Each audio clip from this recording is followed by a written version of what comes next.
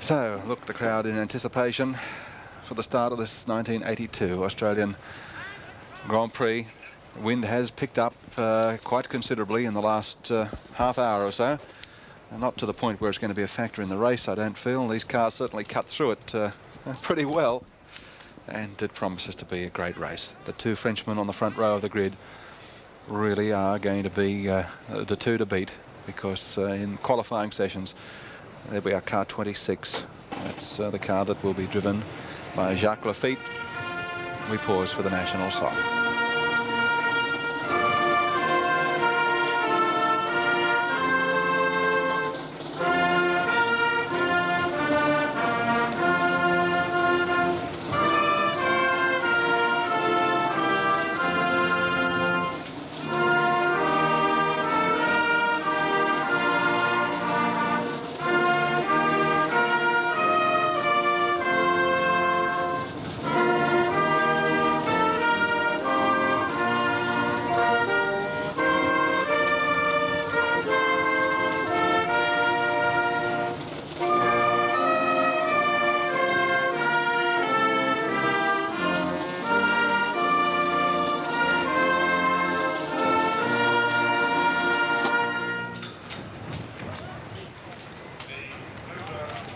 Okay, the level rises again in the activity. People all hurrying and scurrying. Last-minute preparations being made, and it's been a pretty colourful performance here on the grid with the City of Melbourne Highland Pipe Band, City of Footscray Highland Pipe Band, the Melbourne Member Youth Band, and the Status Squadron Marching Girls, along with the National Panasonic Hostesses and all the other assorted people that are on the fringes here of motor racing as we prepare for this tremendous race. Here now is Evan Green. In car 26, the Gitan entry Frenchman Jacques Lafitte. You're on the front row, Jacques. How important will that first corner be? I think it's very important, certainly, but the problem is there is 100 lap, and I prefer somebody overtake me and stay behind him, because the race is not at the first turn. Huh? You must, if you want to finish, you don't have an accident at the first turn. It's too ridiculous. Thank you, Jacques Lafitte. He's getting in the car now. We're in the last moments before the start of the cars for the Australian Grand Prix. Back to you, Peter Landy. Well, Peter Landy, in fact, is over in our official presentation area, and here he is. Good afternoon and welcome, ladies and gentlemen, to the running of the National Panasonic Australian Grand Prix for 1982. It's my pleasure now to introduce to you our special guest here at Calder Park this afternoon, the Speaker of the House of Representatives, Sir Billy Snedden, who will officially welcome the drivers for the National Panasonic Australian Grand Prix. Thank you, Peter. Ladies and gentlemen, National Panasonic, I congratulate you on keeping open the Australian Grand Prix. The Australian Grand Prix, which is in fact the second oldest national Grand Prix in the world, second only to France. And National Panasonic support it. And without their support, the Grand Prix would be in danger. But I know that Alan Nato and National Panasonic are going to keep it going for a long, long while to come. Now I want to welcome the drivers from overseas. The winner of last year, Moreno. I wish him good luck for today. The gridman, Prost, Lafitte, the Portuguese drivers, the American drivers. And I hope that our Australian drivers will give them plenty of competition. And as a matter of fact, I've got a silent wish for Alfredo Costanzo to win. At least I've supported Alfredo for many years. And Alfredo, congratulations on getting the third posse. To you, Bob Jane, with your couple of cars in, congratulations on leading the field for the start. Alan Nato, once again, an old friend of mine, congratulations to you. National Panasonic, we appreciate very much your support of this great sporting event. Ladies and gentlemen, get prepared to enjoy this great Grand Prix, and I hope that the best driver on the day is able to prove to be an Australian national. But if not, we'll give just as equally warm welcome to the drivers from overseas who are so keen to come here. Bob Jane tells me that the support from the overseas drivers is tremendous for the Australian Grand Prix, and I'd like you all, ladies and gentlemen, just to give a mighty round of support to the overseas drivers who've come here to support our National Grand Prix. Thank you very much to Billy Snedden, and oddly enough, the man that he mentioned, Alfredo Costanzo, is with Evan Green. Alfie Costanzo, you must be proud to be the fastest Australian on the grid with such a field here. Yes, I am. Very, very proud, yeah. A lot of problems in your mind, though. Are you going to try and win the race, or are you going to try and win the Australian Drivers' Championship? I don't really know, Evan. I don't know. I'll see what's happening after the first 10 laps. Alfredo Costanzo driving the Tiger for Porsche Cars Australia. Back to you, Gary. Okay, Evan, thank you very much. Well, things really are getting underway now. The cars kick over. The grid clears. All the quite beautiful young ladies with the umbrellas that have been shading the drivers there, because although it's a lot cooler than it was yesterday, it's still fiercely hot sitting in the very cramped cockpit of one of those little machines.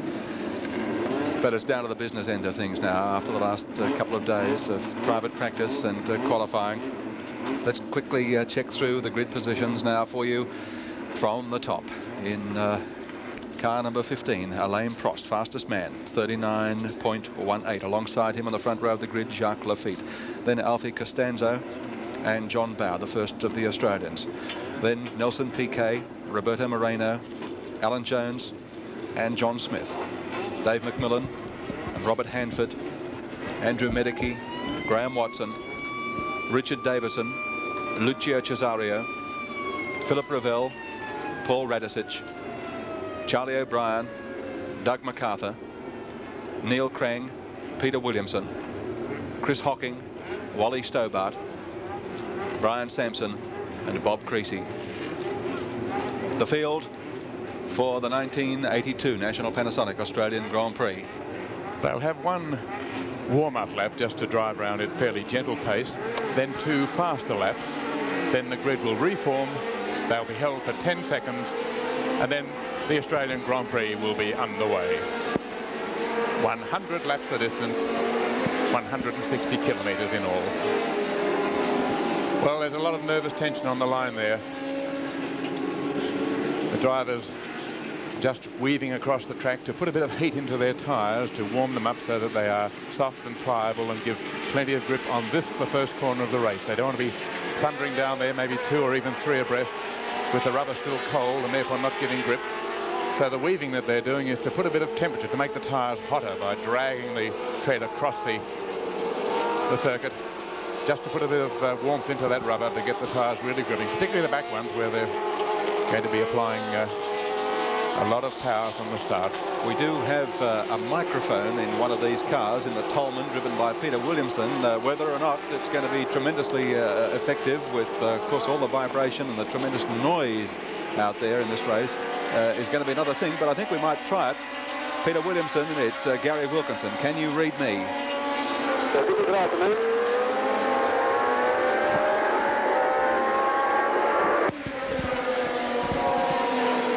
Peter Williamson going past our commentary position down into Valvoline corner. Peter, are you reading me clearly? Gary, this afternoon. Time to get nervous, Peter? Well, just as we pull up on the formation lap, I have a little trouble with my bladder and quite a lot of trouble with my left foot staying still, but I don't actually feel nervous. I just have this sort of lack of control of a couple of my extremities and an organ or two. But apart from that, just be able to complete apprehension of the whole thing. Peter, you weren't completely happy with the car in the first couple of days of practice. What about now, with the race about to start? We've got a fair bit of trouble, but in the handling department, which has got nothing to do with the car, it's just that I've been very slow in realising its potential, and so we've just got to live with it at the moment. So my intention is to speed up I can and get to the finish. I say somebody's got to run last, and maybe need this time. Right, we have Alan Jones in the pits. He's called into the pits for some attention. As you know, he changed an engine in the car between the last practice session and now. He's just called in after one lap of the circuit. Not happy about something. They're just looking under there to see what they can do. They only have little time left now. The engine cover coming off, just releasing the Zus fasteners, which the quick lift fasteners which hold the engine cover. There they go, just to clear it. It may be something as simple as a carburation problem, just to get the tuning to Alan Jones's satisfaction. couldn't hear with the noise of so many other cars going by whether there was a misfire there or not. Peter Brock with us in the commentary position. By gee, Peter, you'd know what the frustrations would be for Alan Jones right now. My word, I didn't think there was a misfire either. I saw his mechanic there look down into the back there, perhaps a gear shift linkage or something like that. Pretty hard to tell from here, but one thing's for sure, if there's going to be any delay there, the cover's going back on, I was going to say I'd leave that cover off and drive straight out. But whatever it is, the adjustments seem to be taking place. It looks like gear shift linkage or clutch. He certainly won't start from his allotted place in the field because the cars are revving up now for the start of the race. If he gets going, it'll be from the pit road and he'll be at a severe disadvantage. They don't have the car running yet. Moreno's got his hand up. Roberto Moreno has stalled. Alan Jones is getting out of the car. Moreno has stalled his car on the grid in 19. There he is waving to say he hasn't got the engine going. John Smith is behind him. There are a lot of other cars behind, but the lights are changing. They're away. Well, they're away. Alan Jones is out of his car, by the way. Jones has got onto the track for the race. Moreno's going now. Two sensations. And so last year's winner, starting from a long way back, car 15, Alain Prost. In the lead, Lafitte side by side with Bow, who's up there in the front. And Moreno right at the tail of the straight. There he comes, the man who won last year. Here comes Roberto Moreno. He's got a daunting task in front of him. And a sensational start. Alain Australian Grand Prix. After one lap, Alain Prost, Jacques Lafitte, Alf Costanzo in third place, then John Bow and car 41. David McMillan, the New Zealand driver, he's well placed, and bear him in mind. He's the sort of class that could win this race, the top New Zealand driver, the American champion, and he is beautifully placed at this early stage of the race. Alain Prost leading the race. His countryman, Jacques Lafitte, right behind him. Alfie Costanzo weaving a little bit under brakes, tyre still a little bit cold possibly as he brings the Tiger around there in third spot. But Prost, so neat, a superb driver as he wheels his Rolf around to complete 2 laps.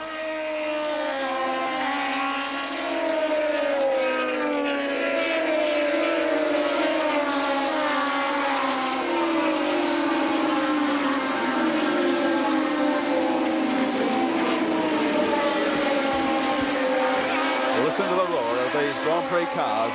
Alan Jones, disappointment plus. Evan Green will be down there speaking to him, hopefully in just a couple of moments, but that really was a sensation. Was the winner a couple of years back. Not really getting to the line, and then the winner last year, Roberto Moreno, stalling his car on the grid and starting virtually from last position. So a couple of sensations before the 82 Grand Prix had actually got underway. The most disappointed man, of course, will be Alan Jones. John Bow has slipped back into 6th place in the race. Dave McMillan is up to 4th. It's still Alain Prost in the lead. Jacques Lafitte running 2nd. Alfie Costanzo 3rd. There's Prost. McMillan, the New Zealand driver, into 4th place. John Bow, who was 4th, has slipped back into 6th position. The first 2 cars are RT4s. World RT4s. The 3rd car driven by Costanzo is a Tiger. Evan Green, I see, has Alan Jones down by trackside. What's the trouble, Alan?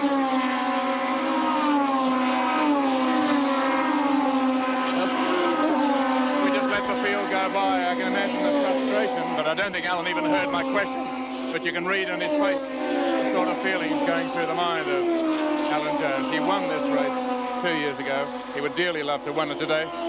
Alan, what's the problem? The flywheel came off the back of the crankshaft. It was a brand new engine and we did everything possible, and just on the warm-up lap I put my foot on the accelerator and the engine spun very freely and the flywheel has come off the back of the crank. Not my weekend, I'm afraid. A silly question, but I must ask it. How do you feel with such a race and you didn't even start? You're right, Evan, you're right. It is a silly question.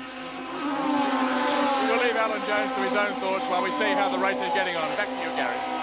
Thank you very much. And Alain Prost is the race leader. There he is on screen from Jacques Lafitte. And Prost has opened up a gap. Alain Prost has opened up a gap of about 10 or 12 car lengths over Jacques Lafitte. Alf Costanzo clinging to Lafitte's tail in 3rd spot.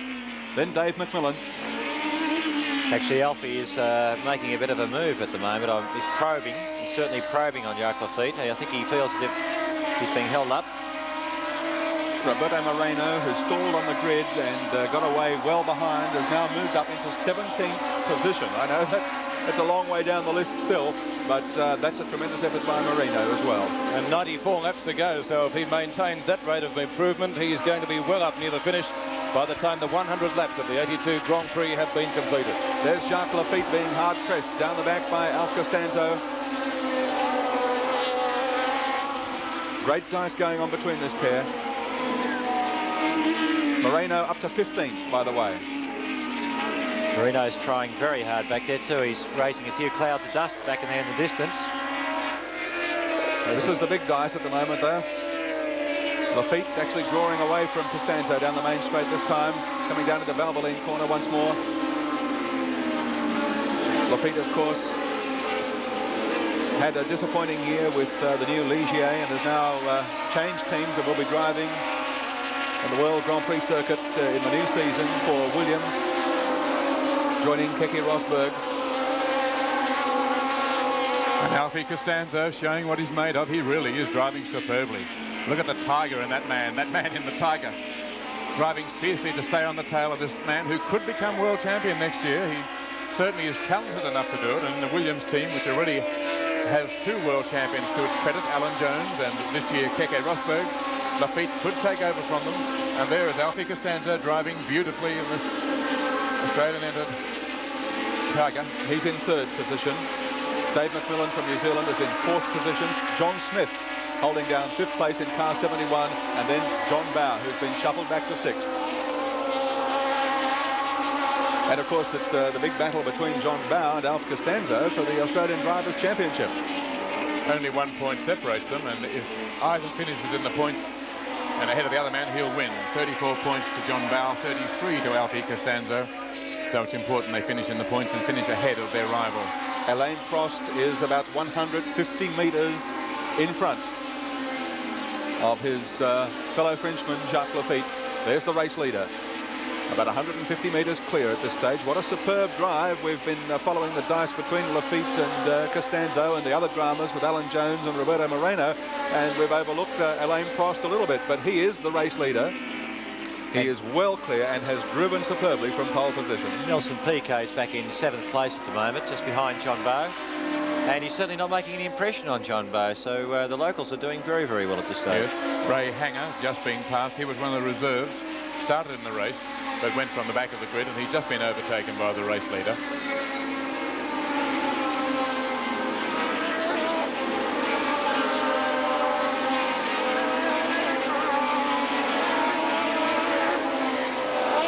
Down the back again for Alain Prost. Prost is a magnificent driver. I saw him in Europe some years ago, and in 1977 I was at a Renault test session at the Paul Ricard circuit in the south of France, and the Renault competition people who had been fostering him through Formula Renault, which is like a nursery for their racing drivers, took me aside and said, watch this driver, he is going to be world champion one day. That was more than 5 years ago, and they could be right. He was unlucky not to win the World Championship this year, was the #1 driver for the Renault team, won in the opening few races, and then had a miserable year with a few problems with the car, though Renault have been paying the price. Well, Renault have been paying the price for pioneering, and they had troubles with things like fuel injection and other parts of the rather complex turbo system. But no one has ever doubted that Prost is a magnificent driver. And he's driving very economically. If you look very closely at his lines, he's using all of the road. He's not getting the car twitched up, and he's keeping the power on very early coming into the straights, and that's why he's drawing away. Plus the fact that his car is a little better anyway, but the point is that he's driving extremely well. He just the right arm, the left arm just coming over there, holding on lock, pouring the power on, pulling it, getting very close to the apexes, and he's driving very well indeed. Down the back straight, and Prost is now closing rapidly and about to lap Peter Williamson in the Tolman. He just lapped, in fact, a moment ago, Paul Radicic, the youngest driver in the race, the 19-year-old New Zealander. And the car in front has a bent nose cone. Peter Williamson apparently has touched someone because his front nose fin is bent up. The second of those two cars there is, in fact, the race leader, car number 15, Alain Prost. He's going to try, there he goes, pulls out, passes Peter Williamson. It's car 15, Alain Prost, in the lead at the present time from car 26. Jacques Lafitte. Then comes car number 1, Alf Costanzo, the first of the Australian competitors. In 4th spot at this stage is car 41, Dave McMillan from New Zealand. Then car 71, John Smith. 6th position is held at this stage by Nelson Piquet. Paul Radicic in earnest conversation there with his team manager, and not a happy man. The engine's been misfiring very badly down the straight for the last 6 or 7 laps, which accounts for the fact that he was so far back, I would have assumed.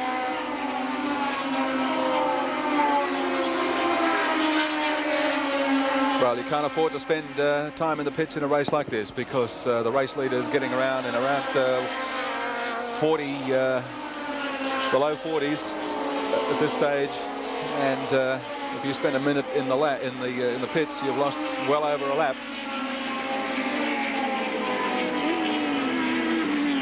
4th in the World Drivers' Championship this year, Alain Prost, a man with a remarkable amount of talent on the race circuit.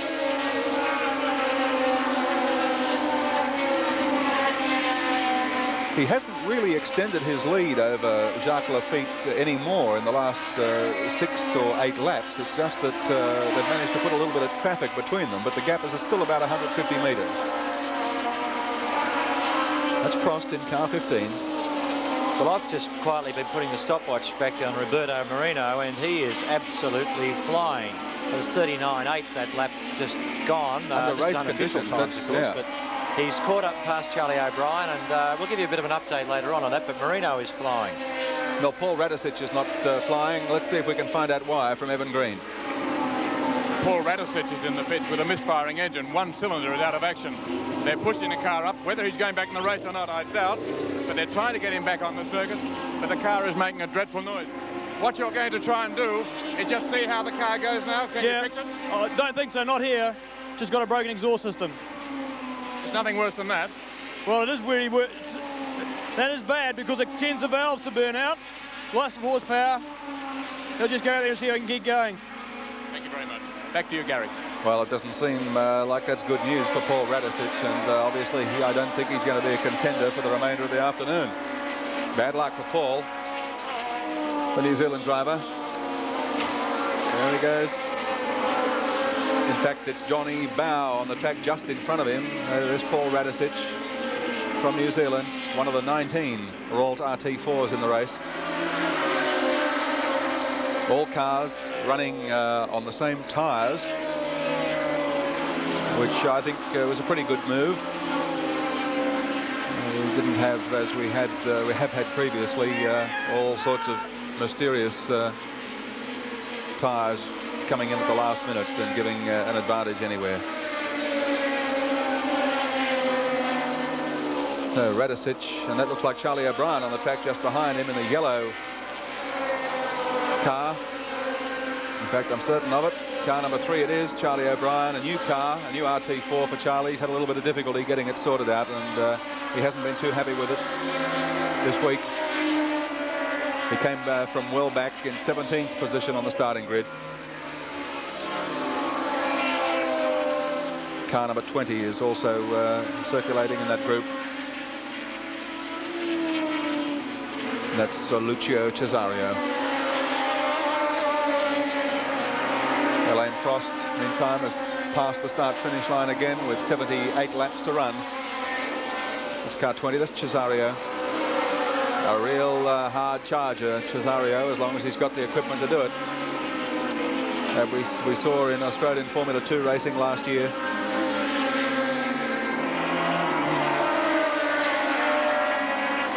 Nose to tail, the 3 cars. O'Brien pulls out. Well, yes, he'll get through on the inside of Radicic there. Remembering, of course, that Radicic does have some sort of a problem.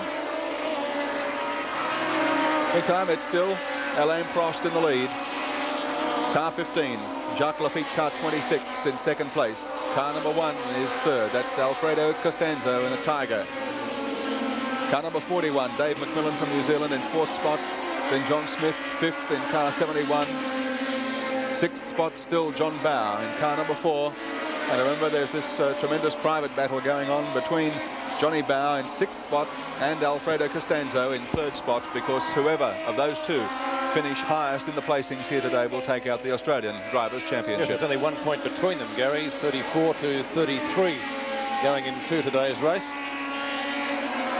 Johnny Bowe had a problem earlier today in the last practice session with a broken axle.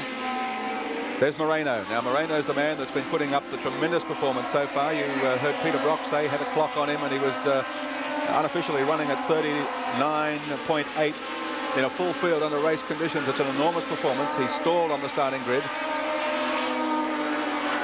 and then had to come from well to the rear of the field, and is now up into 10th or 11th position. At this very moment, just observing the progress of back 9th Marcus. position, by the way. Yeah, up to 9th, yes. At the moment, he's been balked a little in traffic, and the gap has fluctuated slightly, but nevertheless, it's still certainly Marino slowly catching, or occasionally catching as the traffic permits. But one would imagine that the traffic's going to thin out a little, and Marino will have much the same brakes as Prost has once he starts lapping cars later on. Well, Marino diving very deep under brakes there, and easy little go of this bloke, and an immaculate line out of the end corner, a little bit wide on the exit, but wouldn't have cost him much time. He'd be absolutely flat on the accelerator. He's got plenty of traffic around there. He just lapped Bob Creasy, the car behind, number 16. Has a fairly solid wedge of cars just in front. Let's see how he disposes of them. 24, the first one is Ray Hanger.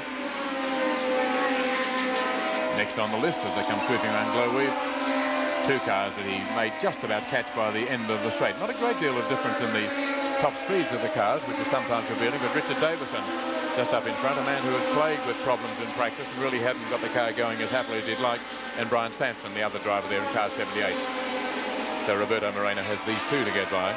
Moreno won the race last year, passed Alan Jones on the 5th lap, and wasn't the headers from then on, and went on to win by 1 lap from his countryman Nelson Piquet. And look at the way he seems to rocket by under braking, leaving it very late as he goes past Sampson, who gave him the line and braked a little early to let him through. Now Richard Davison is just in front of him. Nelson Piquet, by the way, has given Johnny Bowe the slip and is into 6th position. So Johnny Bowe now back to 7th, and Piquet right on the hammer of John Smith and Dave McMillan. Well, Moreno could have been forgiven last year for thinking that, as we watched Nelson Piquet, that he was in for a big year. So could Piquet, I suppose. He was the reigning world champion. Went to the Brabham team, elected to run the new BMW turbo unit, which took some sorting out, as all new engines do, and in fact only scored 1 official win during the year. He was the winner of the Brazilian Grand Prix and then had it taken away because that was during the contentious time of water breaks and his car was disqualified. Cloud of dust there.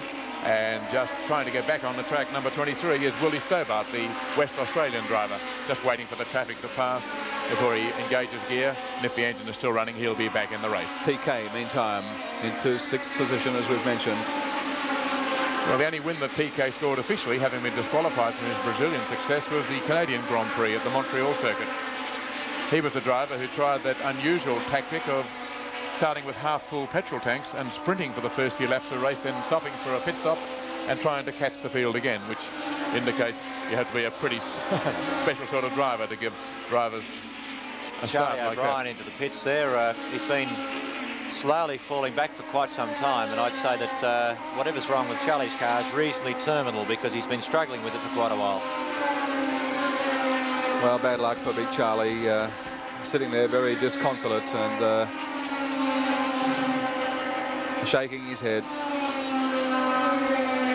Well, at least he put a couple of laps on the circuit, which is more than Alan Jones can say.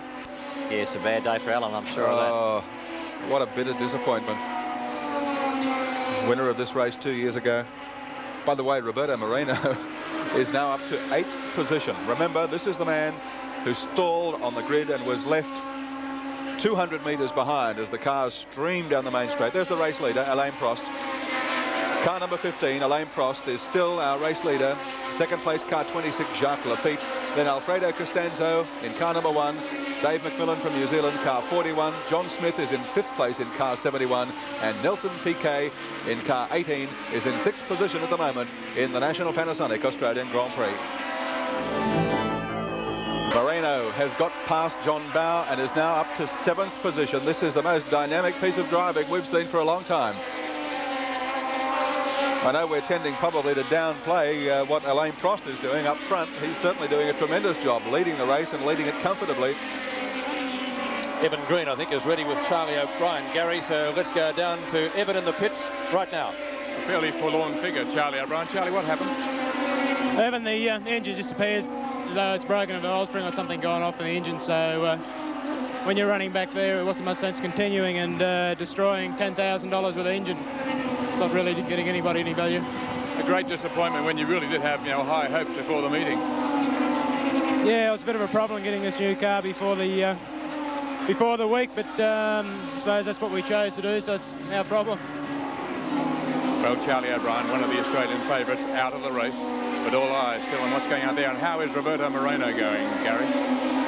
You've picked the right man there, Evan, because he's got past Johnny Bower, as we mentioned, and is now closing the gap on his countryman, Nelson Piquet.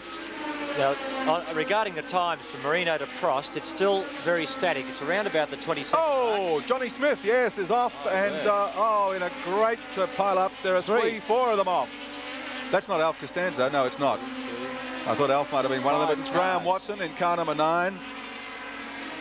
Oh, Smithy's back on the circuit. But car number 9, I'm certain, that was the one that was mainly entangled with him. It's Dave McMillan. This car 74 was also involved. Chris Hocking. And car 9, yes, Graham Watson. Oh, no, that's Piquet. Nelson Piquet, car 18, was also involved. Let's have another look at this and see if we can figure out how it happened. There's Piquet trying to get through Smith. Oh, actually, they were innocent in this whole affair. It happened in front of them.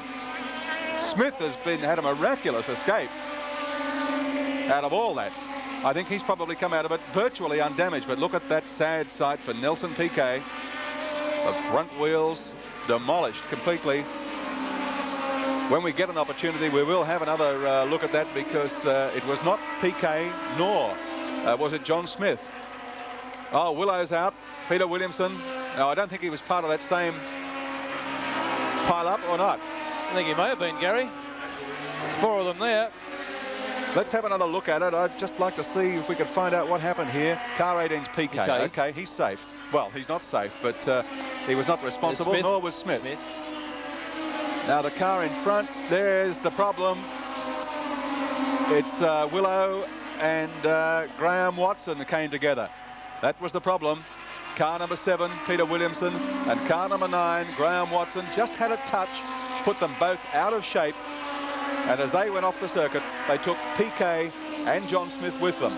They've demolished the front, or the incident has demolished the front of Piquet's car, and he is out of the race, but John Smith miraculously kept control. I've got a car stalled there in a very dangerous place. Yes, it is. Chris Hocking was in that too, Gary, so that means 5 cars were actually involved. I think I saw him there. There's a 5th car parked on the outside edge there. It's John Davison. Yes, oh, Johnny in a bad spot. Get him off there, quick. Okay, he's safe now, because the cars swing wide. They're coming round Glowweave. Boy, oh boy, what a lot of drama. Not for the race leader, though, Alain Prost. He's doing it so smoothly, this man who came off pole position, planted his foot, led them into Valvoline for the first time, and has not looked back. And we have Moreno now just starting to sneak up a little. He's closed the gap 1/2 a second since that melee. Perhaps with a clearer traffic, he can really get into it. And, well, he's in 5th spot now. 5th spot. It's Prost in front, Jacques Lafitte 2nd, Alfredo Costanzo in 3rd place. Now Dave McMillan dropped back a tremendous amount now on the Jacques Lafitte. Dave McMillan is in 4th place, and Roberto Moreno is 5th ahead of John Bower. There's Moreno.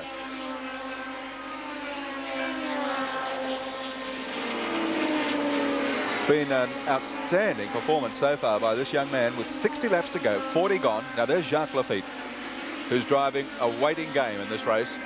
Car number 74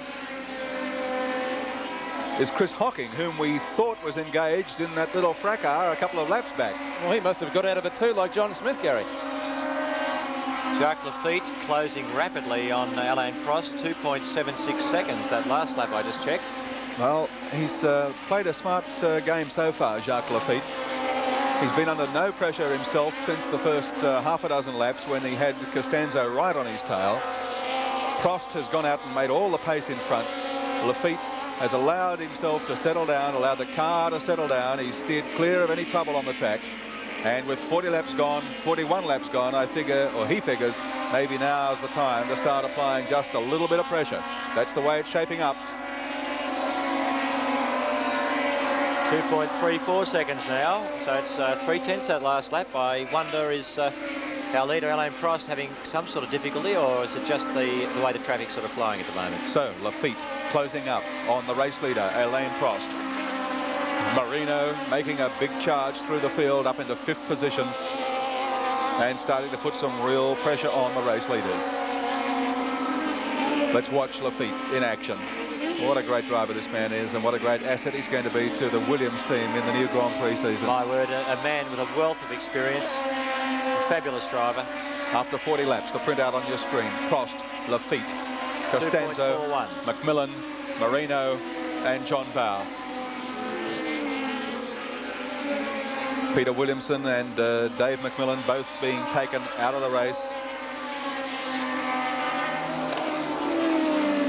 Well, Peter Williamson has made his way up to our commentary position, Gary. We may be able to get some first-hand information on what actually happened. What happened? What happened? We'll talk to him in just a moment, as soon as he regains his breath. Peter Williamson's busy saying, what happened? What do you think you should... Are you asking us what happened? Well, I don't know, because I was short of a gear, and I had a fellow ran into me on the grid and took my front wing up, and I was in all sorts of trouble. Possibly the logical thing would have been to stop, but you know, may want to keep going, and I got out in the marbles a bit, but I was well to the left of the road, and Ray Hanger, I know it was Ray because I had altercation with him earlier, got up inside me, then he hit me, and I don't know what happened from there on. It just all hell broke loose. A sad sight, Willow. Yeah, not again. How many cars were involved, Peter? Was it 4 or 5, or we couldn't count? Well, I don't know. They're all behind me. I've got the slowest idea. Is there anything on replay? Yes, well, we're going to try we'll show it to you again shortly if we can. I hope it was my fault. No, I don't think it was, but I thought Graham Watson touched you, actually. Somebody touched me, but I just all of a sudden went out of control. Well, Watson and yourself seemed to come together, and unfortunately, you had Johnny Smith and Nelson Piquet right behind you at the time. Here it comes, the replay. Right, there's Piquet. Johnny Smith just ahead of him. There's Watson. You're on the outside of Watson. There we go. Yeah. Now, Watson's got me. I'm sorry, Ray, it wasn't you. Smithy got out of this. Yes. Unbelievable. Yes. Unfortunately, Nelson Piquet didn't get out of it. Demolished the front of his car, and he's now sitting on the sidelines, the same as yourself, Peter. But it must have been a hair-raising few moments. Well, it wasn't, because I didn't know what happened. I was all of a sudden, I got hit very heavily a couple of times, and then it was all over. The dust stopped, and that was it. Well, Marino's trying very, very hard to get by McMillan there. That's moving up into 4th position. All right, well, let's go down to Evan Green in the pit area right now. Well, the star victim of that crash was Nelson Piquet. What do you recall of that incident, Nelson? What happened? Well, I don't know. It's what I can say is the 2 cars spun in front of me, and I could not get away from the accident. How badly damaged was your car? Well, I didn't look very carefully. One of the wheels is complete off. Have you hurt yourself? You were favouring your hand. Do you have a sore hand? No, I didn't hurt it. Well, we're looking at the car now on screen. It must be a great disappointment to come so far for a race and to be eliminated so early when it wasn't your fault. Well, it's motor race like this. It can have been eliminated in the start. Maybe the clutch doesn't go very good, and motor races like this, you have to get used to that. I already got used to that. You know, it's my job. I try to do my best. When I go well, go well. When I don't go, nothing I can do.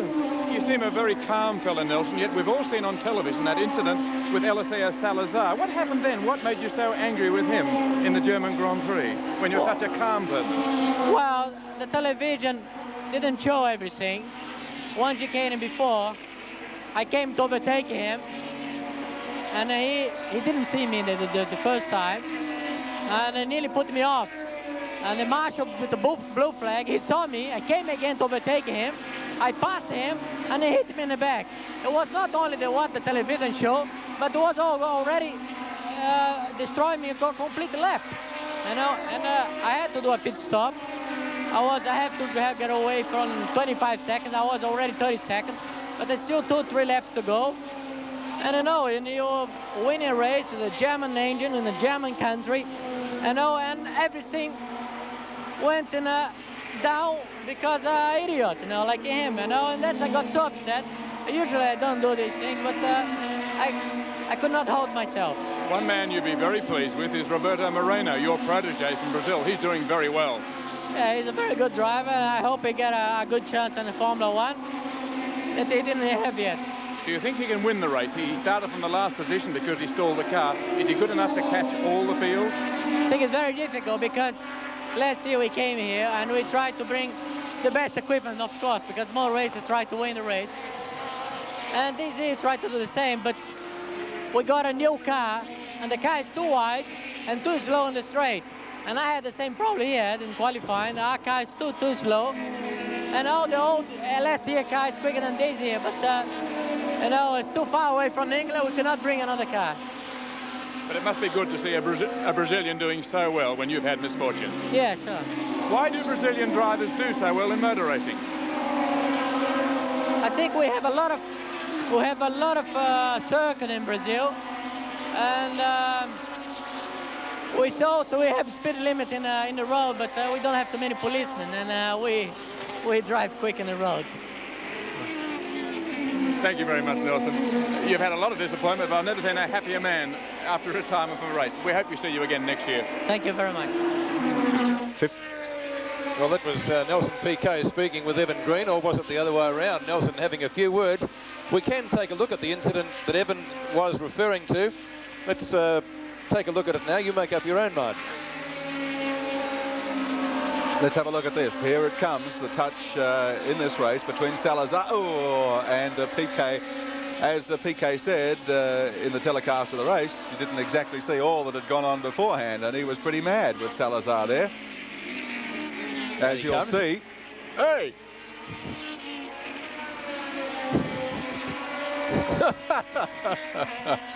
Ah, dear me. He's still pretty hot under the collar about it, isn't he? Obviously had a very emotional issue because, in my opinion, it was his fault. I think enough people have told him that, look, if you're 30 seconds in front, you should be a little bit more careful when you go to lap someone. Have a look at this. Moreno's now in 4th spot. It's Alain Prost, the leader. Jacques Lafitte, 2nd. Costanzo, 3rd. Moreno is 4th. McMillan, 5th. And John Bowe in 6th place with half distance gone in the 1982 National Panasonic Australian Grand Prix. 44 laps to go, still in the National Panasonic Australian Grand Prix. Our leader is still Alain Prost. Let's go down once again in the pit area. Here's Evan Green. Lucio Cesario, our most promising young driver, is in the pits for the 2nd time. He just had a conversation with his father, who runs the team. Guy, what did Lucio say? What's the trouble? Well, the trouble is that the top of gear jump out all the time. I think it's the gear, the select gear is broken. No. We can't use the 30 or 50. You got to use the chamber 30, 40, 50. So he can't get those gears. Is he out of the race?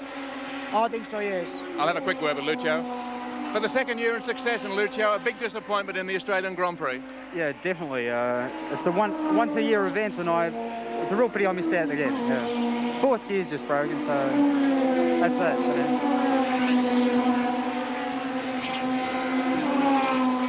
Well, while that interview was taking place, Marino has passed Costanzo, so Marino is now in 3rd position, and he's drawn away tremendously from Alfie over the last that lap. So one wonders, is Alfie falling back? Look, you can see there the gap has got to be 50 or 80 metres. Costanzo, of course, having his own dice still with John Bowe for the Cam's Gold Star. Only 1 point separating those two drivers, of course. Costanzo would win it if he finishes in front of Bowe. Likewise, the reverse if John Bowe can get up and tip him out. So it's only the Frenchman, Prost and Lafitte, who stand between Roberto Moreno and the race lead. It'd be amazing if he could get up and win it, Gary. Gap between 2nd place getter Jacques Lafitte and Moreno, whom you see on screen, is 18 seconds. And it's 11.9 seconds between Costanzo and John Bowe, keeping in mind that whoever wins that little dice is going to win the Gold Star. So we'll keep an eye on that, on the gaps on that area for you too. If this man wins this race, I think that he'll get standing ovation from everybody at trackside and everybody at home, I think. Unbelievable drive, wouldn't it? There's Jacques Lafitte, car It would 26. be, but we've got to remember that Alain Prost is drawing away. He's at this stage, he's increased his gap. Oh, somebody's off in a big way. My word. Goodness me. Holy smoke. Yes, literally. There's no way we can see through that. Car number 14, I don't know whether that's the car. Holy smoke. I said that twice. Well, I expected to see it coming back on the back of a truck in pieces, but that's remarkable. It doesn't seem to be steering too well either. Unbelievable effort by Robert Hanford from Queensland. Through the dust at the back of the circuit and back on again. Car 16, Bob Creasy there, circulating steadily, but nowhere in contention in the race. Down the back straight. Through goes Creasy. An RT4. 19 of the 24 cars in the field are RT4s. These marvellous cars that have done so much for this category of racing. Whether or not anybody can ever break the stranglehold that they've established remains to be seen. There are not too many in there with a big chance at the moment. Alain Prost on screen now, race leader. Also in an RT4, running beautifully. Alain Prost, of course, started from pole position. So can he make it virtually a go-to-woe situation in the Grand Prix? 38 laps to go now. All cars running on identical Dunlop tyres. And Prost drawing away now from Jacques Lafitte. Gap is 6.22 seconds. Roberto Moreno has lost a little bit of ground, was involved in but involved in a slight spin out on the back of the circuit. No damage done though.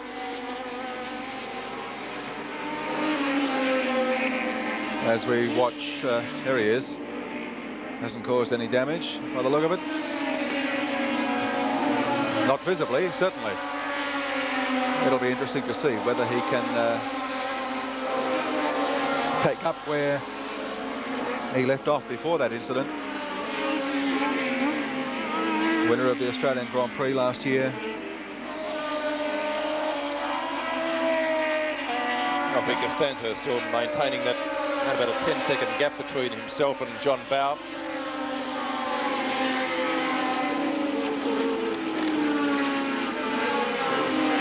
Yes, well, 10 seconds in these cars is the length of the main straight. Just lapping around about the 40 mark, so it's a fair lead. And of course, with 37 laps still to go, there's plenty of time for John Bowe to get up and tip Alfie out for the Cam's Gold Star Award. And there he is, the Lucky Nuts car, number 4. Very likeable Tasmanian, who was, of course, successful earlier in the afternoon in the economy run, winning provisionally the Holden Chimera. I think we should add very provisionally at this stage, because the rules have actually said there was no pushing. Yes, that was provision also, F, wasn't it, I think? Yes, and also that the speed had to be at least 60 kilometres an hour. So I don't know who's going to end up finishing that, but if I was Nelson PK, I wouldn't be too worried. Where did you finish?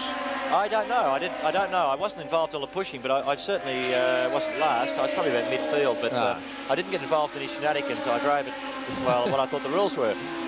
You know, Peter, a measure of the improved confidence, perhaps more than anything else, of the Australian drivers is the fact that they're so close to the internationals on times, even at this stage of the race. The top half dozen drivers, including Alfie Costanzo, John Bowe and Dave McMillan from New Zealand, are all on the same lap as the race leaders. My word. Of course, Johnny Bowe leads the Gold Star point score by 1 point from Alfredo Costanzo, and as we've said a couple of times already, they're the only two that have the chance to win, and whichever of them finishes in front on the track today in this race will take out the Australia Drivers' Championship. Points for today's race in that championship will be awarded purely to resident drivers. People like Prost and Lafitte and Moreno don't count. So if an Australian, say, came fourth behind 3 overseas drivers, he'd get the 9 points for victory. It's 9 for first, 6 for second, then 4, 3, 2, 1. So if John Bowe finishes in front of Alfredo Costanzo and in the points, he will be the Australian champion for the first time. If Alfie Costanzo finishes in front, he'll win the go. Oh, he's gone. John Bower went in too hard. You can see that coming. He's held the car. As long as he misses the traffic, he should be okay. The engine is still going. He's back on again. He's lost himself a few hundred metres. Yep. He'll have to try and make sure it doesn't get ruffled. But let's just watch it again. You can pick it happening. Whether the tyres are going off. Peter Brock, what do you think? He's gone there. Well, it could be. It's very hard to say. Tyres shouldn't be going off today. Really, it probably is marbles, wrong line, perhaps a little bit of oil or water that someone else put down, and probably even a lack of concentration just for a split second. That just all those factors combined that all of a sudden they go sideways. He's just being passed by Lafitte at the moment. Jacques Lafitte going through John Bower, putting a lap on him. John won't be happy with that. And now he's got the Frenchman in front of him. Well, he's got every right not to be happy, because it very probably is going to cost him all chance now of the Australian Championship, the way things are going. Well, he'll just have to settle himself down. Peter Brock, what sort of thoughts go through a driver's mind after he spun? You're not the right one to be asking, because I can't remember the last time when you spun, but still. Well, I think that you're probably saying to yourself, I wish it was in the back road somewhere and no one saw me. Because you can always tell a little fib about it, but on national television, it's embarrassment, I think. That's probably it. So he has to just calm down and just get about the business of driving. That's right. How can it be, though, that the person loses concentration? You said there's just probably that. One would think that under the environment of racing so hard, you'd have to really try and concentrate. We'll come back to that question in just a few moments.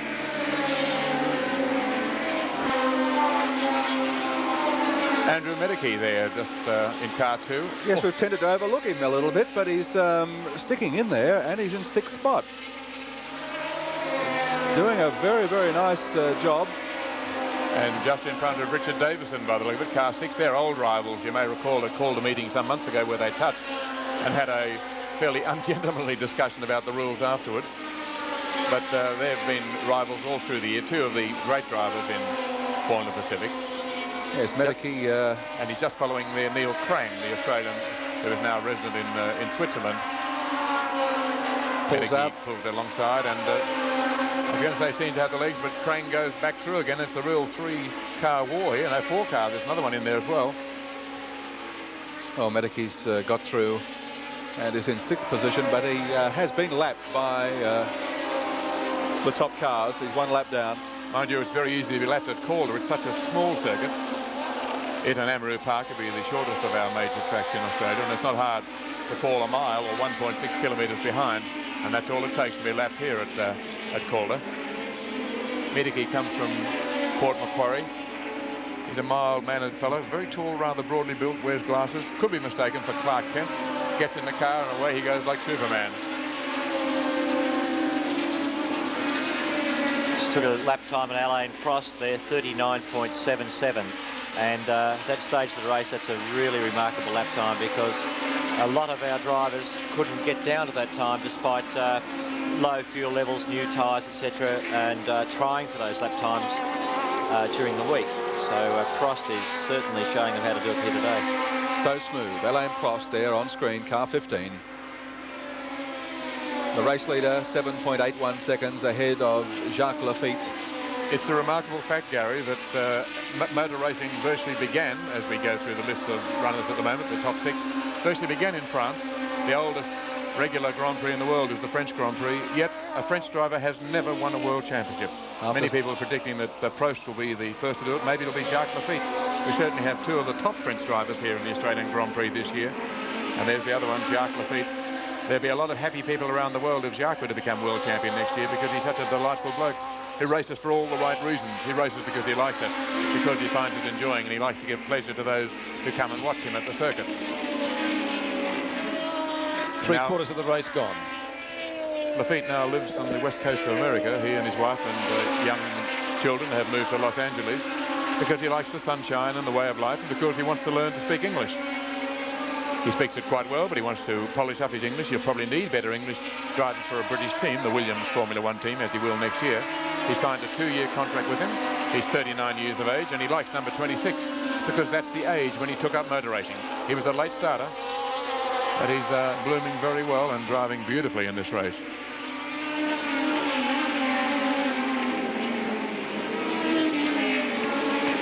Andrew Medicke right in front of Prost, picks up a little bit of dust, trying to get every last ounce of energy out of that engine as he goes down the straight to get The speed is quite critical. Here's a man we should watch, the New Zealand driver, Dave McMillan. Well, he's right on Alf Costanzo's tail at the moment in the battle for 4th and 5th position. Now, McMillan has done some marvellous things in his days. He's, what, 38 years of age. He was a Formula 4 champion in New Zealand in 1972, 73, 74, 75, 76, which shows some sort of consistency. Went to America in 73 and won their Formula 4 championship. He's been running in America for a number of years. He used to be a mechanic for Graham. You could tell me who I'm thinking of. No, you can't, Peter Bruckner. I cannot. Graham Lawrence. Graham Lawrence. Yes, he was mechanic for Graham Lawrence, who was a great driver, still is. Now works on New Zealand television quite a lot. But McMillan had a dreadful accident in America in 1980. He went over there to take part in the US Super V Championships. That's a type of Formula V that really corresponds more closely to these cars. If you can imagine Formula V cars with this sort of power, that's American Super V. He was competing in 1980 when he had a tremendous crash which almost killed him. In fact, he spent many weeks in the intensive care ward, and yet here he is less than 2 years later out here, having just come back from America, where he is now the American champion in this category of car, and he is driving brilliantly to be right up there in 5th place among a group of drivers who are some of the finest racing drivers in the world. Costanzo there in front of him, going through the bottom of the picture. Now McMillan, Hanford.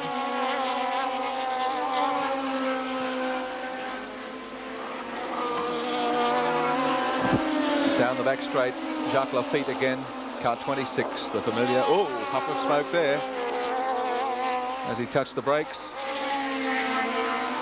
The familiar blue car, Costanzo, everybody's favourite.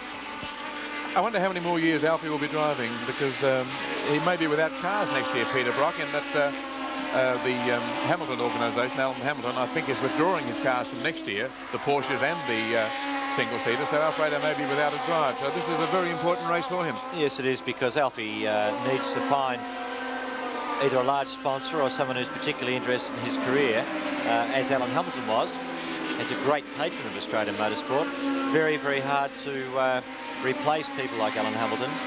So Alfie, I imagine, will be looking very, very hard at the next month or two, trying to put together a sponsorship deal for 83. Probably find he could get the equipment off Alan Hamilton. This particular car seems to be running very competitively, so Alf in this car for a sponsor, I think, would be pretty good value for 83.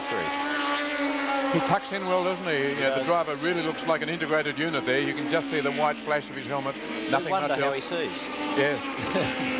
Well, of course, the cars don't have conventional windscreens. The airstream is designed as such that it slips right over the driver's head. The faster they go, the less they're out in the airstream, and it could rain and they still wouldn't be getting wet as long as they're still moving. Alain Prost has extended his lead a little further now over Jacques Lafitte to 12 seconds, and the gap between the race leader Prost and third place getter Moreno is 27 seconds. A different sort of layout to the car. We saw how Alfredo Costanzo was virtually buried in the Tiger. Look how upright such a small man as Prost appears in the cockpit of the Rort. Head well and truly in view, sitting upright, although he's actually lying down, draped around the fuel tanks, I assume, as in most racing cars. Feet right up in the nose of the car, right up there in the front line of the front axle. Peter Williamson was in the race in car 7. We had, as you may have heard, the radio contact with him, but Peter was one of a number of drivers involved in an incident which saw the elimination of his Tolman. And Nelson Piquet, gee. Yes, he and Graham Watson touched on the back of the circuit. They spun and they took Nelson Piquet with them. Just one of those things in motor racing, and Piquet accepted it very graciously. As he said, it's just motor racing. No hard feelings, that happens. He knows it was no one's fault. But a number of star drivers out of the race, and that's the reason we're not talking to Peter Williamson, because he's watching the race like you at home. Alain Prost is the race leader, Jacques Lafitte in second, Moreno third, Costanzo fourth, McMillan fifth, and Medicki sixth with 16 laps remaining in the Australian Grand Prix.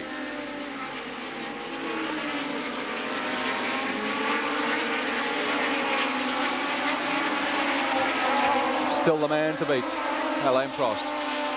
Fourth in this year's World Drivers' Championship with Renault, and here in the Formula Pacific RT4. Really a superb drive. Untroubled since the flag drop. Spearing straight off pole position. Doug MacArthur just about to be passed in car number 12, a long-time competitor from New South Wales. Was great in sports cars some years ago, now in the single-seater category. He's just in front of Prost as they go through the corner. He's in car number 12, Doug MacArthur. Prost, our leader, in car number 15.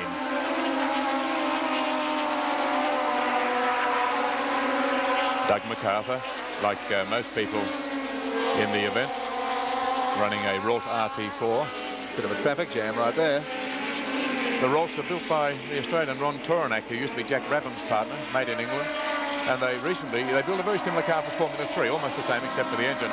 And recently at the final round of the British Formula 3 Championship, something happened which I can't recall before. Every car in the race was a Rolls, one make. I've never heard of a championship in which every car was the same. Except the Formula V race. Well, except where you have a single type of car formula. Puts a smile on the face of Ron Toranak, doesn't it? It takes something to do that. He tends not to show his emotions too clearly. A very, very simple sort of design. There's nothing really totally innovative about the design. It's when you look at it, it's conventional in the modern sense, but very, very well put together.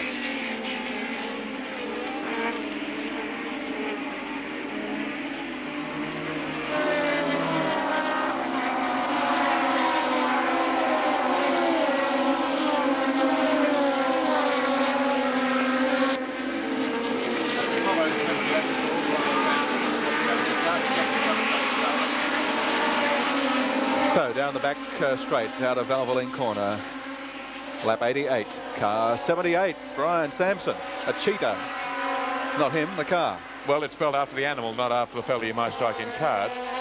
Brian has made his reputation in building fine racing cars in the Australian Formula 2 category. This is a new type. It looks a bit like a Rolls, a bit hard to tell one from the other. Peter Brock. Well, you know, really good thing you stick with, I think. Brian's been around for a long time. He's a great driver, but maybe a greater constructor. I think he probably achieves more success as a builder, although he did dominate the Formula 2 category in Australian racing for a number of years. But he was saying after his first practice laps in the car that he was astounded at just how fast they went. He says a different game stepping up from the less powerful cars into these. Formula Pacific is for cars with 1600cc, 1.6-litre engines, which makes it the same size as a Volkswagen Golf, a Holden Chimera, a little bit bigger, say, than a Ford Lacer or a Mazda 323. So they're not big engines, but they are in racing trim as car 24 comes into the pit. That's Ray Hanger, who was one of the reserves for the race and got a start, for which I'm sure he'll be very pleased, but has had some problems. Just comes into his pits now to report whatever it is to the crew. Ray helps with work on the car himself. Well, they haven't got much time to fix it because the race leader, Alain Prost, has 10.5 laps remaining. Prost going down the back of the circuit. Hanger is still hanging in there. There's Prost. Coming around this time, past the start-finish line. He'll have 10 laps to go in this Australian Grand Prix. Hanger has problems, but has gone back out on the track. His pit crew told him, only 10 laps to go, mate. Try and finish. Just nurse the car on, and he'll do that to get to the finish. And he would regard that as being a great honour to be involved in Australia's greatest single-seater race. And this is probably the best we've had, with a fine collection of drivers, including our leader, Alain Prost. He's about to lap Alf Costanzo. In fact, we'll probably see that occur in the next lap or two. Well, in fact, Alain Prost is generally thought of overseas as being the man most likely, as we've heard you mention quite a few times, Evan. But indeed, he's a very thinking sort of driver. He doesn't just get into a thing and beat it around. He really thinks about it, plans things, drives immaculately, drives smoothly. And I think that, well, along with many others who've studied Formula 1 drivers over the years, he's got what it takes to be a world champion. There's no doubt about that. He makes the move here on Alfie Costanzo and gets by as they go into Valvoline corner, quite easily, in fact. A nice touch there, though, Gary. Alfie saw him coming, signalled with his dainty little hand, telling him which way to go, and was a perfect gentleman there. No attempt to hold him back. No one likes being lapped, particularly a man of Alfie's talent, but he waved him through and made it perfectly safe for Prost to go through. You know, Peter Brock, Alain Prost is a product of the French school, if I could use that term loosely, which has seen the development of so many top-class drivers. We don't have that in Australia or almost any other country, but the drivers are encouraged through various formulae to progress up to the stage where they can take part in Formula 1. Yes, well, of course it is a government-owned company which has done these various activities, such as their French fuel company, Elf, Renault, and a few other people like that. And they got together about 1970 odd and said, right, where are we in the world scene? There was really no one there. And all these drivers now, the people we're watching there, Lafitte, Jabouet, who we read about overseas, and Prost and many others. And well, they're now the most common in the racing scene that the French dominate. Yes. And it's because he developed through the Elf and Renault system. When I first saw him, he was driving in Formula Renault, which is like a less powerful version of this. A lot of it's in the pits. 7 laps to go for the race leader. I was talking to Jack Brabham a little while ago, and Jack has an idea for a somewhat similar scheme. He is proposing that we have an encouragement scheme in which 2 drivers go across to England for a 2-year period. I'd hope to talk to Jack, but it's rather a noisy and crowded scene just at the moment. But the first 2 drivers to go overseas will be his middle son, Gary, who is a driver with a great deal of talent, who has been overseas and has had a contract to drive in Formula Ford 2000, which is an interesting category there, pretty fast motor cars. And Neil Cunningham, the young new ex-Queensland driver, now living in Melbourne, he too is going, and they are going to campaign for a couple of years in Britain. And Jack's idea, if he can just get the backing, which he so richly deserves, will try and make it a regular thing for 2 drivers every 2 years to go across, join in, I think it's Neil Trundle's team, an Australian who runs the team over there, and he'll nurse them through and gradually progress them into Formula 3 and try and get a scheme going such as the French had, which saw the emergence of drivers like Alain Prost. After 92 laps, it was Alain Prost, the race leader in the Australian Grand Prix, from Jacques Lafitte, Roberto Moreno, Alfredo Costanzo, Dave McMillan and Andrew Medicki. Coming down the main straight past the start-finish line, Alain Prost, 5 laps to go to take the Australian Grand Prix for 1982. Alfie Costanzo, by the way, in 4th place, is 20 seconds ahead of John Bowe, so I think, barring an accident, that's going to wrap up the Australian Drivers' Championship for Alfie. Oh, and how John Bowe must be cursing that spin he had down there at Glowweed. Whatever the reason, I don't know, but it certainly seems to have cost him any chance of getting up. Oh, someone's gone off backwards. Alfie Costanzo has gone off. No. Alfie has spun up. I don't think he's hit the fence. He collected the car. He's still got the motor going, but this is going to put him desperately close to John Bowe. What was the margin, Gary? 20 seconds? 20 seconds. Well, he was still behind him. He must have lost about 12 or 15, and he would have lost a lot of momentum. Now he's got going. Where is Bowe in relation to that? He has Hanford behind him in 14. He's no threat as far as the Australian Championship. The race leader is well clear. Only a few laps to go, although let's bear in mind that races have been lost on the last lap in the past. But now both the contenders for the CAMS Gold Star, Alfredo Costanzo and John Bowe, have had spins, and that evens things up. 11.5 seconds, that's cut the gap back too. So Alfie up and away with around about a 9-second loss of time. He did collect the car very well. He spun out wide, did well to stop hitting the bales, guarding the safety fence. John Bowe will have got that message from his pit crew. People timing on the fence, as you saw, with 4 laps to go. That has cost him 4th place in the race outright. Dave McMillan's now up to 4th, the New Zealand driver. It's Prost, Lafitte, Moreno, McMillan, Costanzo and Medicki. And it would be John Bowe just behind Andrew Medicki, and he'll be a hard man to pass also. So John Bowe has an enormous task in front of him if in these last 3.5 laps he is to try and claim his first Australian driving championship. Car 11 just about to be passed is Ken Smith, the New Zealand driver. They're also in a Rolt. A measure of the talent, you know, of the 2 Frenchmen in this race, Evan Green, Lafitte, and the leader, Alain Prost, of course, is the fact that Roberto Moreno came from last after stalling on the grid and charged past everybody, but there are 2 people that he cannot get past. Neil Krang, it is behind the leader. Neil Krang, the Australian now living in Switzerland, one of the 3 partners who own the Tiger Racing Company. A good drive. You look at the side of the car for signs of sponsorship, you won't read any. He's doing it largely on his own. I think he has backing from a shipping company with whom he has business contacts. But a man not well known in this country gets very highly regarded in Britain. Any man who gets a works drive at Le Mans is obviously highly talented, and that was what happened to Neil Krang this year. 1 lap to go for the race leader. 1 lap to go. We're getting different signs here. 1 and 2 laps are both being signalled. Checkered flag has been taken out. Certainly the official thinks that Alain Prost is on his last lap. And what a magnificent drive. He was fastest in practice. Didn't bother coming out yesterday afternoon, thinking he'd gone quickly enough to retain his pole position. led this race from the start, hasn't put a wheel wrong, has driven around here in quite heavy traffic in brilliant style, fast all the time, lapping at phenomenal pace. And it's just a measure of the man who may be next year's world champion, Alain Prost. How well he's gone. The flag is out for him. And it's victory in the Australian Grand Prix to the French driver, Alain Prost. What a great performance. An untroubled run for Alain Prost, spearing straight off pole position at the start of the race 100 laps ago, 161 kilometres. Alfie Costanzo crosses the line to take the Australian Drivers' Championship, finishing officially in 5th place in the Grand Prix. So it's Alain Prost the winner, Jacques Laffite in 2nd place. Roberto Moreno finishes 3rd. John Bowe has crossed the line, but he's 2nd in the Australian Drivers' Championship. Alain Prost waving in the fairly restricted confines of his cockpit to the flag marshals and to the crowd. They're giving him a great hand. They've seen a marvellous display of fast precision driving. Watch him closely. You are probably looking at the man who will be world champion one day, maybe next year. But certainly right now, he is the winner of the 1982 National Panasonic Australian Grand Prix. Alain Prost will be returning to Calder Park shortly for the race presentation.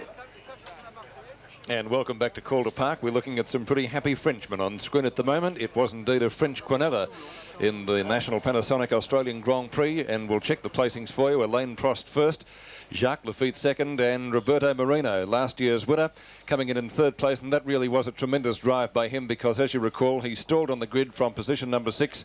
He was last, but worked his way up. In fact, within 7 laps, he'd advanced through the field to position number 15. After 15 laps, he was in position number 11, and as I said, ultimately finishing in 3rd place overall. Alfie Costanzo, despite that spin out some 3 laps from home, finished in 5th place, and Andrew Madecki finishing in position number 6. So that also means that Alfie Costanzo will win the Cam's Gold Star Award for 1982 for the Australian Drivers' Championship. John Bowe will be 2nd, and Andrew Madecki will finish in 3rd place. And so that clears the way now for the presentation. The National Panasonic Australian Grand Prix. It certainly was a very eventful race. Probably the spin out on lap 27 when we had those 4 or 5 cars involved. Graham Watson touching Peter Williamson, and that was a chain reaction, forcing John Smith off the track, and also Nelson Piquet. That happened on lap number 27. John Smith was able to get his car back onto the screen, and here it is in replay, and you'll see exactly how it happened. Smith is car number 71, car 18 is Nelson Piquet. They don't actually cause it. It appears that Watson touches car number 7, Peter Williamson. The chain reaction follows, and John Smith was probably the luckiest driver in all that, because he was able to get his car restarted, get back onto the track, and continue in the race. Not so lucky was Nelson Piquet. Piquet driving car number 18. He was put out of the race. He wasn't that unhappy about it, as he told Evan Green in an interview afterwards, but very, very disappointing to come all this way and have to finish the race like that. However, our winner, Alain Prost, Jacques Laffite 2nd, Roberto Moreno 3rd. They're the placings. Let's go to our presentation area. Here's Gary Wilkinson. Well, ladies and gentlemen, we've got one very happy man standing up here for the official presentations. Alain Prost, what a marvellous drive. Not only a marvellous drive, but for you, I think, a fairly trouble-free drive. Yes, I have no problems. The car was perfect, and I think my win was very easy. Not because of me, because of my car. There were certainly plenty of other dramas going on the circuit, a couple of major incidents, one including Nelson Piquet. You were aware of those going on around you? Yeah, because it's very difficult to keep the concentration when you are leading a race like that and you pass all the time some other cars. It's very strange compared to Formula One, for example. It's much different, but it was funny today. Well, you had a very reliable car, and it certainly did the job for you. Yes, I think my mechanics did a very good job to have I was very lucky to have a car like that. I hope to have the same next year and to come back. You also must have been very much aware that you had the comedian, Mr. Laffite, right behind you. Yes, but you know, if he was just behind me, for sure he tried to pass me, because it's a very nice man, but it was very hard. Hey, Mr. Laffite, the very nice man, come here. Yeah. Jacques, a great drive, but from the time the first half a dozen laps went by, Alain had established a pretty commanding lead, and on this very tight circuit and very fast little circuit, it's very hard to catch. No, but it's much quicker than me. He's a very strong man. He's a fast man, I'd heard that. Yeah, the race sure. went well for you, though? The car was no trouble at all? No, I just broken my anti-roll bar, but anyway, if Alain was quicker than me today. No, not only today. Well, the French connection, it remains intact. Certainly a great performance by these visiting international drivers, and I want to say, and I don't want to detract from the effort of Alain Prost, but where is Roberto? Roberto.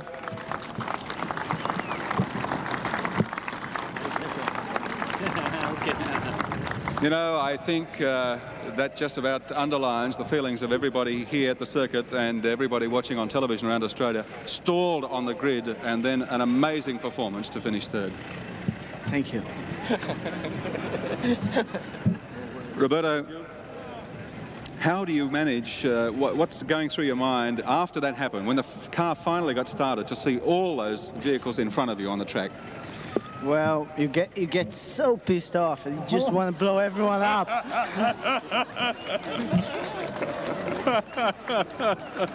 Well, you certainly did that, except for the two men that finished in front of you, and I think you'll agree that if you were going to be beaten in this race today, apart from stalling on the grid, you had two very worthy men to finish in front. Sure, and also it's a shame Nelson and Alan Jones had a shunt and they had to come off. They would be also hard to beat. Roberto, you're going to come back, of course.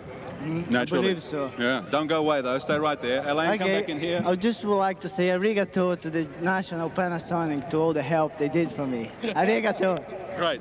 Alain, I want you to come in here, and I also want to call in Keith Smith on behalf of National Panasonic, their National Sales Manager.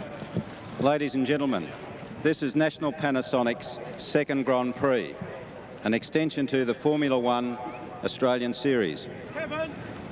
It would be remiss of me not to thank Bob Jane and Graham Sellers of Calder for staging this event, and to our good friends at Channel 7 for this Australia-wide coverage.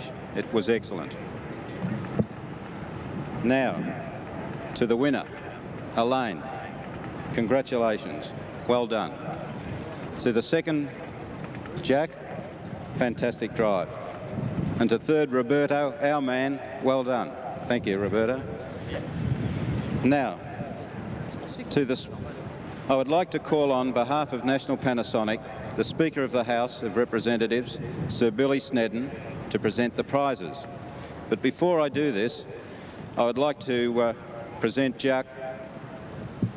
Alain, I'm sorry, with our latest VHS system. Alain, congratulations. It's a very nice present. Ladies and gentlemen, Sir Billy Snedden.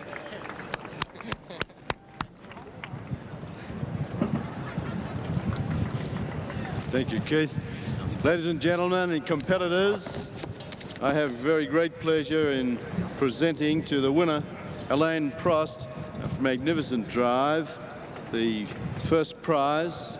It's said to be a check. In fact, it's not. It's just an undertaking to pay the amount. But it's a very substantial prize of $10,000 to the winner, Alain Prost.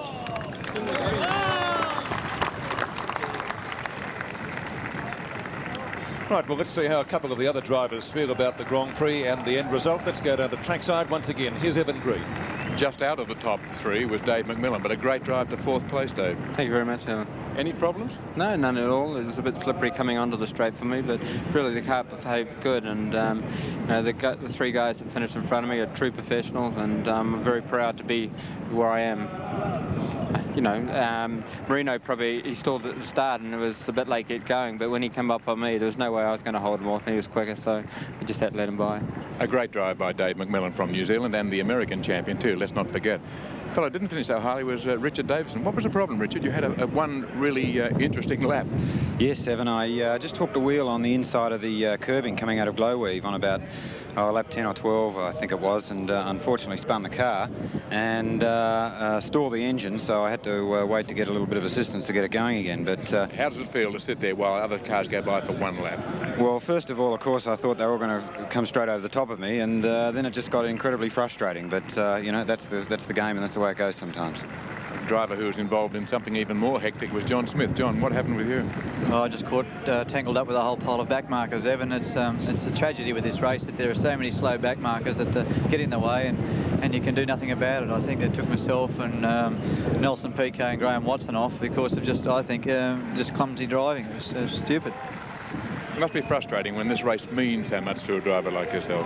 Well, that's right. I think that particular accident probably cost me the first local home at least, and probably a certain fourth and or fifth place in that position anyway. Well, it's been a day of much incident, but a great race. And just to summarise for you, it's over now to Peter Landy.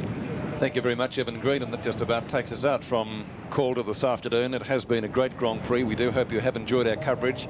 I would like to thank, for their assistance in the production, Clark Mobile Cranes, and also our technical producer, Graham Cooper, who has done a magnificent job here at Calder Park for the National Panasonic Grand Prix. It certainly has been an eventful race. We do hope you have enjoyed our coverage. The conditions today were much better for drivers, spectators and commentators alike, and I'm sure that it is only the forerunner of many great Grand Prix to be held at this circuit in the coming years.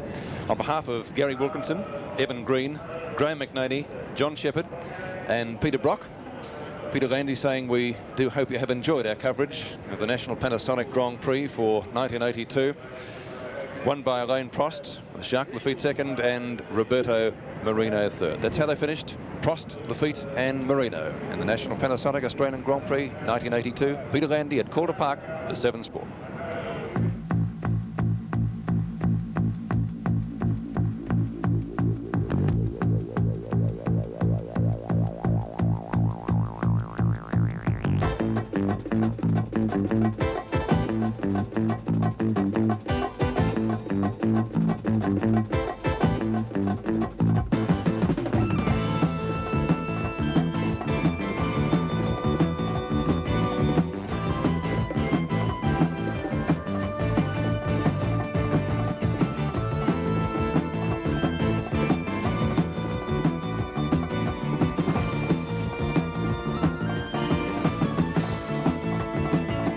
The 1982 Australian Grand Prix was another live motor racing presentation exclusive to 7 Sport.